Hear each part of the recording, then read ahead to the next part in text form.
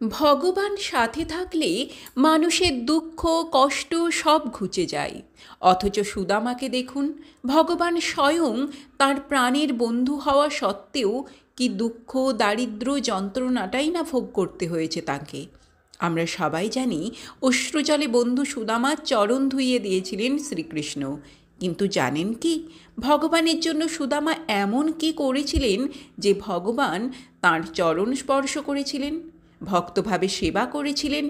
শ্রীকৃষ্ণ ও সুদামা ছিলেন ছোটবেলার বন্ধু ও সহপাঠী। তাঁদের শিক্ষা একই গুরুর কাছে সম্পন্ন হয়। কৃষ্ণ ও সুদামা যখন সন্দীপন মুনির আশ্রমে শিক্ষা গ্রহণ করছেন, তখন সেই আশ্রমের কাছাকাছি একজন অতি দরিদ্র বৃদ্ধা বাস করতেন। বৃদ্ধার নিজের বলতে কেউ ছিল না, তাই ভিক্ষাবৃত্তির মাধ্যমে জীবন যাপন করতেন।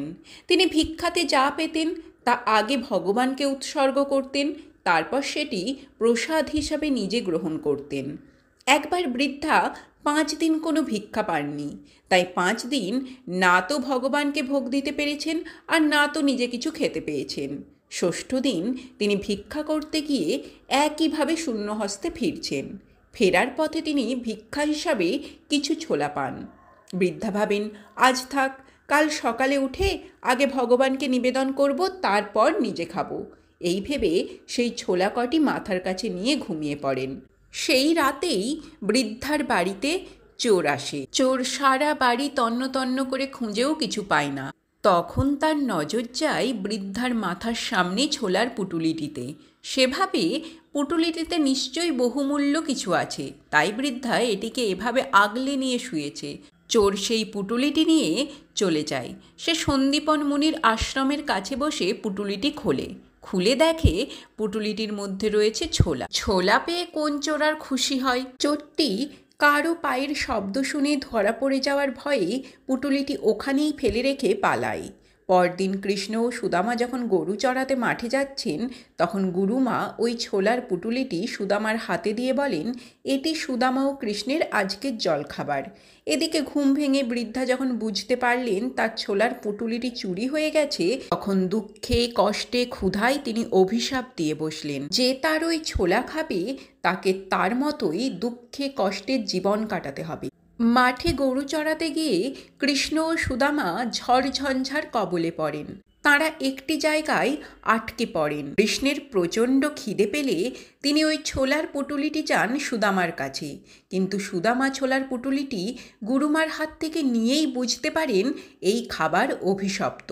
তাই তিনি ঠিক করেন কৃষ্ণকে কোনোভাবেই এই খাবার দেবেন না তিনি। তাই ছোলাগুলি সুদামা আগেই খেয়ে নেন। কৃষ্ণ খাবার চাইলে তিনি জানান তাঁর প্রচণ্ড খিদে পেয়েছিল, তাই তিনি ছোলাগুলি আগেই খেয়ে নিয়েছেন। বন্ধু কৃষ্ণকে আজীবনের দারিদ্র্যের হাত থেকে বাঁচাতে গিয়ে তিনি নিজের মাথায় অভাব দুঃখ কষ্ট যন্ত্রণার পাহাড় নিয়ে নিলেন স্বেচ্ছায়। অন্তর্যামী ভগবান শ্রীকৃষ্ণ সবই বোঝেন, তবে মুখে কিছুই বলেন না।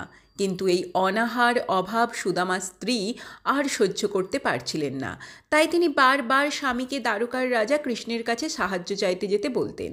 নির্লোভ আত্মসম্মান সচেতন সুদামা কিছুতেই রাজি হতেন না।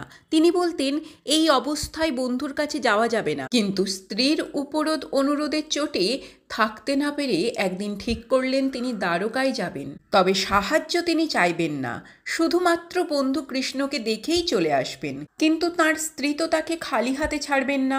এরোর বাড়ি থেকে 4 মুঠো চিঁড়ে জোগাড় করে উপঢৌকন হিসাবে পাঠালেন। সুদামা এই উপহার নিয়ে যেতে কুণ্ঠিত হলেন, কিন্তু আর কী বা নিয়ে যেতে পারবেন। এই ভেবে তিনি তাই নিয়ে দ্বারকায় উপস্থিত হলেন। কিন্তু দ্বারকার দ্বাররক্ষীরা তাকে কিছুতেই ঢুকতে দেবে না। সুদামার বারংবার অনুরোধে তারা তাকে বাইরে দাঁড় করিয়ে রেখে কৃষ্ণের কাছে গেলেন।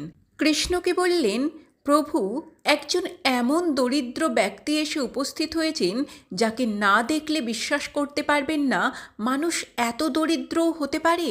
তার পরনের ধুতি শত ছিন্ন, ধুলো ধূসরিত পা ফেটে চৌচির।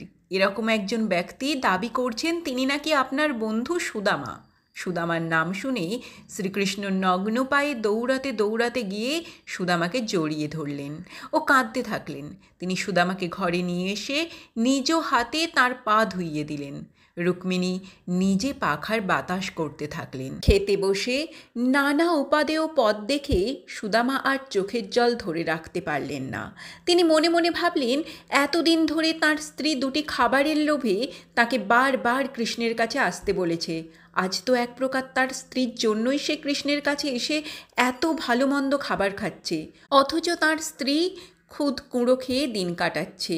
কৃষ্ণ সবই দেখলেন, সবই বুঝলেন, কিন্তু কিচ্ছু বললেন না। সুদামার খাওয়া শেষ হলে কৃষ্ণ তাকে বললেন, দেখি বৌদিদি আমার জন্য কী উপহার পাঠিয়েছে। এই কথা শুনে সুদামার মাথার লজ্জায় অবনত হয়ে গেল। কুণ্ঠিত হস্তে সেই চিঁড়ের পুটুলিটি বের করে দিলেন। চিঁড়েগুলি দেখে কৃষ্ণ বললেন, আমার তো কত দিন থেকে চিঁড়ে খাওয়ার মন করছিল, তুই আমার সেই ইচ্ছে পূরণ করলি। কৃষ্ণ তৃপ্তি ভরে সেগুলি খেলেন।